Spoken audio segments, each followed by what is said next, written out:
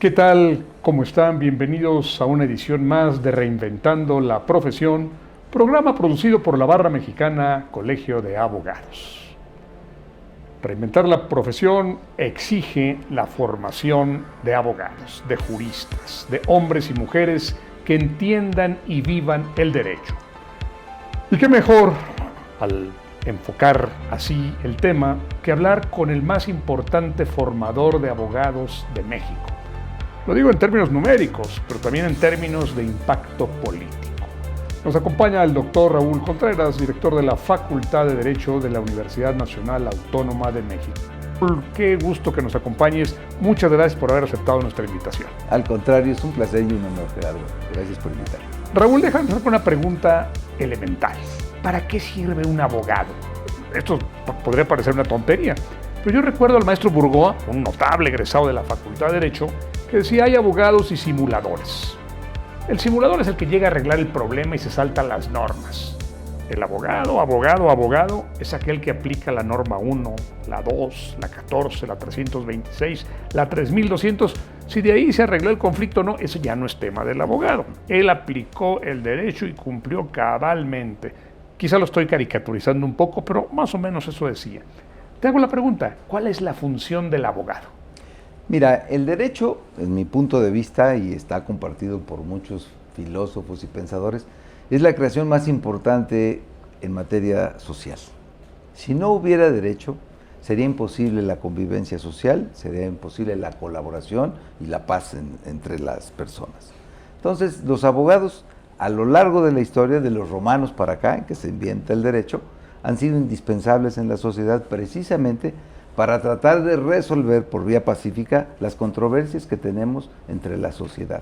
Esa es esencialmente la importancia social que tiene un abogado. Hoy por hoy, la carrera de licenciado en Derecho sigue siendo la carrera más solicitada a la Universidad Nacional Autónoma de México de parte de la sociedad. Es la que más alumnos forma y la que más solicitudes recibe. La pregunta es: ¿qué debe estar o para qué sirve un abogado?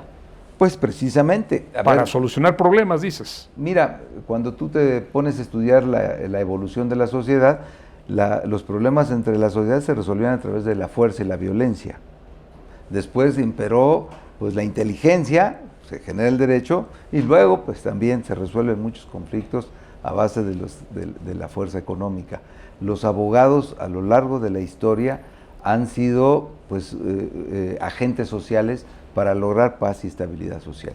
Si no hubiera normas jurídicas, si no hubiera quien las aplicara, quien las interpretara y quien las defendiera, no sería posible la vida en sociedad. Con esta visión, Raúl, ¿qué debieran estar aprendiendo los abogados hoy? Yo creo que hoy es más difícil que nunca enseñar derecho, porque, por ejemplo, nosotros vivimos en un país federal.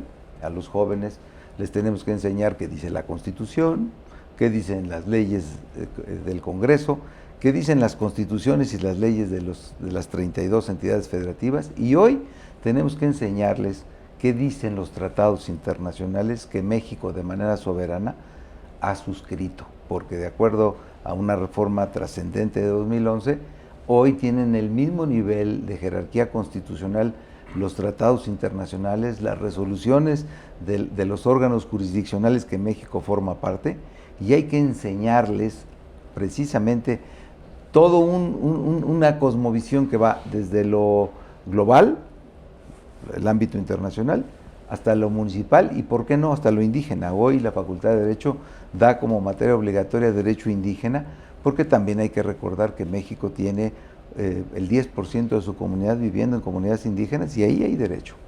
Ahora, si lo importante es resolver los problemas, ¿hay que ajustarse a todo el procedimiento o la mediación tiene que hacerse un espacio entre la abogacía? Porque parece que hay una lucha entre los abogados tradicionales y los mediadores. Perdón que vuelva con Burgoa. A ver, señor, usted no puede mediar el problema, usted tiene que cumplir con el paso 1, con el 2, con el 3 y con el 4.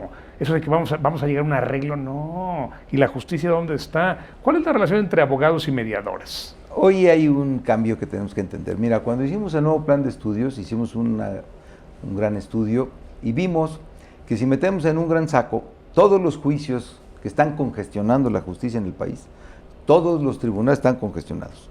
de carácter federal y local de todas las especialidades en un gran saco, el 40% de esos conflictos son de origen familiar y el 30%, 40% de todo. De todos los conflictos jurídicos del país son de origen familiar. Y 30% civiles. Y el otro 30% de todo lo demás, ¿eh? Pero el 70% familiares y civiles. Quiere decir que tienes la justicia del país congestionada con conflictos entre familiares, ex amigos, vecinos y ex socios. ¿Qué quiere decir? Que tenemos el tejido social roto. Entonces nosotros no podemos seguir apostando a hacer las cosas como se hacían en el siglo pasado, de que todo se judicialice, cuando tú te das cuenta, primera, que si la justicia no es pronta y expedita, ya no es justicia, que cuesta cara. Y no puede serlo con ese rezago. Y que el Estado es ineficiente para atender tanto conflicto. Entonces nosotros hoy formamos abogados con un perfil distinto al que nos impusieron a ti y a mí cuando estudiamos, que nos enseñaba a ser Don Quijote de la Mancha y nos investían de la pica y del escudo. Hoy el país necesita abogados conciliadores y mediadores antes de litigantes y pleitistas.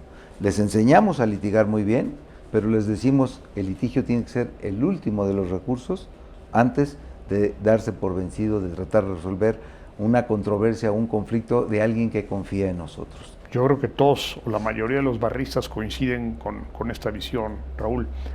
Tengo una pregunta ya entrando a la facultad. ¿Por qué no empiezas dándonos números de la facultad? ¿Cómo está la facultad hoy? Bueno, la facultad acaba de, hace 2 semanas, darle la bienvenida. Tenemos un ingreso de 2.907 alumnos entre sus sistemas escolarizado, sistema de educación abierta y sistema de educación a distancia, que ha crecido mucho, que es la promoción más grande en la historia de la facultad. Estamos tratando de contribuir precisamente pues, a la necesidad que la sociedad nos dice que quiere que sus hijos estudien Derecho. Y déjame hacer un contraste. Yo estudié en la Libre. Pues en la Libre creo que el año que empieza recibieron a 350 abogados. Contra el número que tú me das es apabullante la comparación. Cito a la Libre porque es mi alma mater. Estuve el miércoles invitado por nuestro común amigo, el rector Ricardo Silva. Van a entrar menos de 150 este año. ¿Menos de 150? Sí, este año, en esta promoción. Claro, la pandemia ha afectado, pero de todos modos son visiones distintas.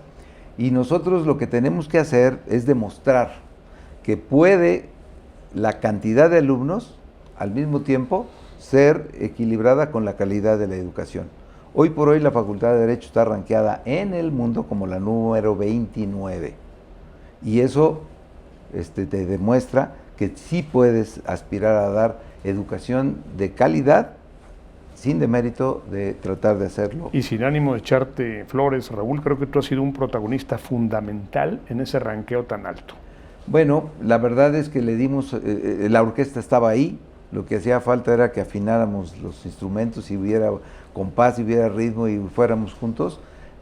Hoy la Facultad de Derecho sigue siendo pues una facultad en donde van exministros, ministros en funciones, en donde van exfiscales y fiscales, en donde van jueces, magistrados a dar clase, en donde siguen estando los profesores que escriben la mayor parte de los libros de texto en donde se estudia en el resto del país, y es pues una facultad que precisamente por la tradición y por los resultados que está dando, es un gran imán para que sea no solamente un centro de docencia, sino un centro de investigación y sobre todo de difusión de la cultura jurídica.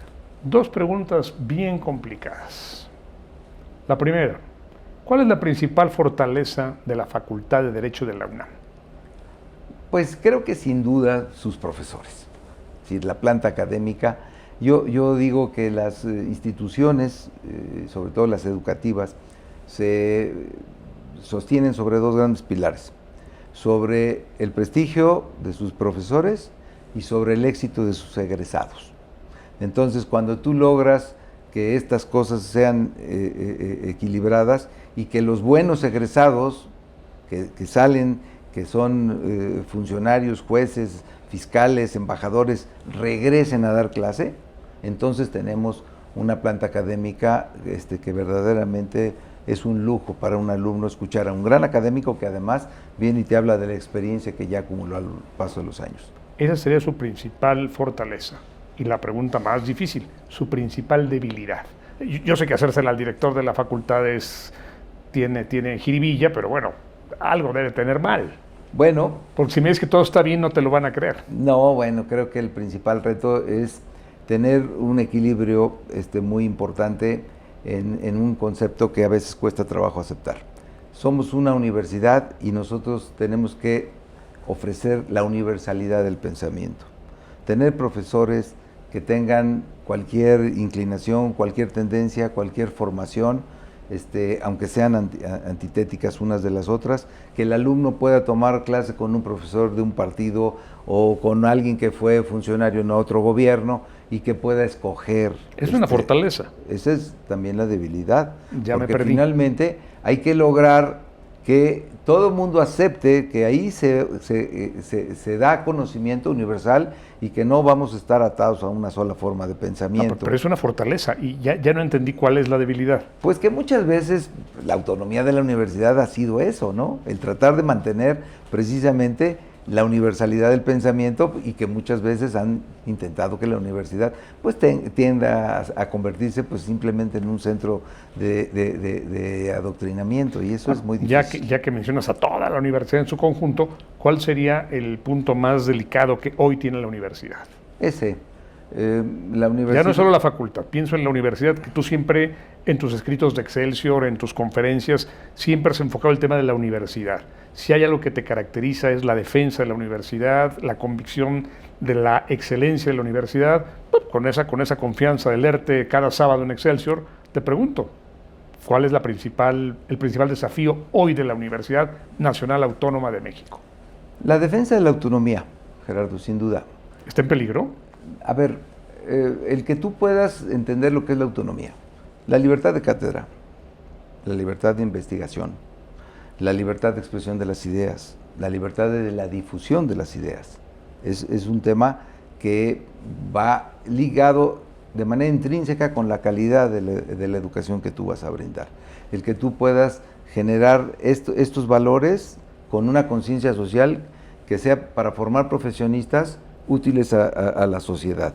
Y esa cuestión que tiene que ver con que la universidad se pueda gobernar de manera autonómica, en donde los criterios que se tengan que tomar hacia su seno, hacia dentro de su seno, sea con un objetivo académico y no de otro tipo, siempre es una gran dificultad y un gran compromiso lograrlo. Si en tus manos estuviera hacer una reforma, una sola reforma a la universidad, ¿cuál harías? Bueno, quizá la universidad tiene que revisar varias cosas, ¿no? Revisar su bachillerato. Ahora nosotros tenemos esta inquietud. Nos está llegando una generación, después de 2 años y medio de pandemia, que casi llega de la secundaria a la licenciatura sin haber pasado por el bachillerato, sin haber vivido... Ya no entiendo. ¿De la secundaria pasan a la universidad? Pues pasaron sin pasar por las aulas presenciales del bachillerato. Presenciales, claro, perdón.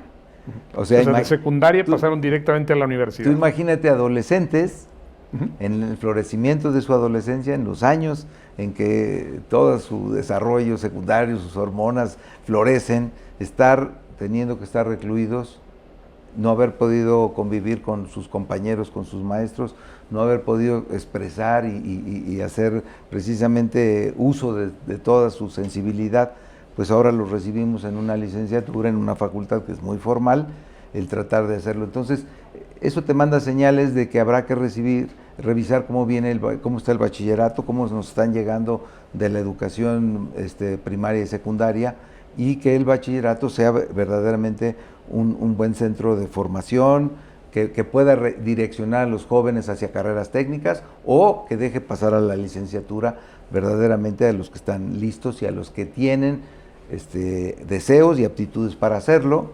Y pues desde luego la universidad siempre está en el reto de estarse revisando a sí misma para poder responder a las exigencias. Hoy por hoy la universidad tiene 370,000 alumnos, que es una 370,000 alumnos. De todas las carreras, del bachillerato hasta posgrado, pero que te habla de la trascendencia que tiene para este país, que la universidad funcione y que funcione bien. Claro, claro. Déjame volver al tema del derecho. Me desvío un poco para hablar de la universidad, pero era inevitable estando contigo. ¿Cómo imaginas que sea el derecho y cómo imaginas que sean los abogados y abogadas cuando nuestros nietos tengan nuestra edad? Cuando tus nietos y los míos tengan tu edad y estén platicando, ¿cómo va a ser el derecho? Y déjame volver al tema de la mediación y de la visión procesalista y litigiosa, donde todo se judicializa. En la época de Babilonia, alguien decía, el señor se acostó con mi mujer, lo llevaban al río, le metían la cabeza y un minuto. Si se ahogaba, pues el dios río ya había decidido que el señor era culpable. Pero si sobrevivía, el que había acusado era el culpable. Y a ese lo despellejaban. La gente dice, qué brutos, qué salvajes eran estos antiguos babilonios, asirios, qué espanto. Pero hoy las cosas no han cambiado tanto. Yo digo, quiero esa casa que mis padres me dejaron a mí y no a mi hermano, hablando de estos temas de conflictos. Bueno, si el abogado que yo tengo es más hábil que yo en los tiempos, en momentos, en términos procesales, pues yo me quedo con la casa. Si es más hábil el de mi hermano, pues él se queda con la casa. Y aquí el tema es, no hemos avanzado mucho o sí respecto a la antigua Babilonia. ¿Y cómo va a ser el abogado en lo futuro? Porque antes era lo que se mediera la capacidad de la fuerza pulmonar. Lo que hoy se mide es la capacidad de armar el rompecabezas en tiempo y forma. O sea, si usted contesta rápido y pone el recurso y lo interpone en los 15 días que se tienen, ya ganó. Se le fue un día, ya perdió. Y los procesalistas dicen, fantástico, esa es la justicia. ¿Cómo va a ser el derecho cuando nuestros nietos tengan nuestra edad? ¿Cómo van a ser los tribunales? ¿Cómo debieran? Mira, nosotros en la Facultad de Derecho de la UNAM decimos que no aspiramos a formar licenciados en Derecho o abogados, sino juristas. Es decir, alguien que sepa Derecho, alguien que sepa procesal, desde luego, pero que tenga una formación mucho más compleja, mucho más completa que simplemente aprender Derecho. Dicen, ¿por qué das Derecho romano? Pues porque es necesario que conozcan cómo ha evolucionado el derecho, aunque yo sé que tú no eres un apoyador de esa idea, pero cada que haces una entrevista demuestras que tienes una gran cultura jurídica que no hubieras podido adquirir si no hubieras leído algo de derecho romano y llevaste derecho romano. Que entiendan historia y también que entiendan la evolución que va teniendo la sociedad. El derecho tiene que ser visto menos de carácter parcelario y tenemos que verlo más horizontal. Es decir, abogados que entiendan cómo piensan la sociedad, y algo en el que yo estoy muy preocupado, es decir,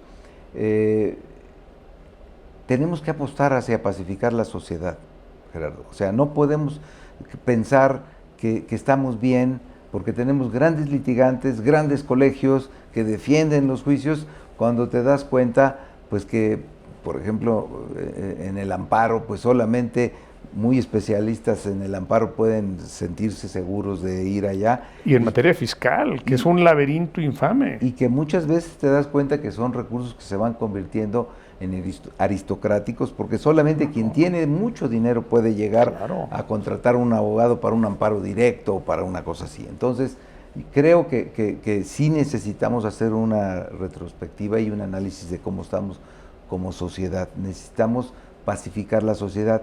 Y yo creo que, y en esto viene la apuesta, nosotros desde la facultad estamos impulsando que después del derecho a la vida y a la libertad, entre la lista de los derechos humanos venga la educación. Y a veces me dicen, está muy exagerado. Le digo, no. A ver, la pandemia nos enseñó que el 70% de las personas que fallecieron no tenían educación básica terminada. Cuidado. Y ¿de qué sirve que tú tengas una constitución o muchísimos tratados internacionales que tienen una lista enorme de derechos, de garantías, si las grandes mayorías de este país y las grandes mayorías del mundo no tienen educación para entenderlos, comprenderlos, ejercerlos y mucho menos defenderlos? Entonces, si tú verdaderamente quieres tener una sociedad que ejerza derechos, si tú quieres tener una buena ciudadanía que sepa elegir buen gobierno y que sepa colaborar con el gobierno, necesitas una sociedad más educada. Porque si no, de lo contrario, pues estamos hablando y estamos discutiendo siempre entre los poquitos que tenemos la oportunidad de ir a estudiar una carrera, una educación superior. Yo digo algo, Cuando tú recibes educación, tienes la posibilidad de entender el mundo. Cuando recibes educación superior, tienes la posibilidad de cambiarlo. Y esa es la diferencia. Tendríamos que estar apostando en este país en mucho más y mejor educación. Y creo que ese es, si analizas bien cuáles son los grandes problemas del país, inseguridad, corrupción, violencia, impunidad, todo tiene un indicador que te dice que hay un problema de falta de educación desde su origen. Pues Raúl, como mexicano me siento muy contento y muy tranquilo de que la facultad, nuestra facultad, esté en manos de un hombre como tú y que la universidad tenga estudiosos, visionarios y trabajadores que la están construyendo como lo haces tú. Les agradezco mucho a ustedes que nos ven y Raúl, mil gracias de nuevo. Muchas gracias.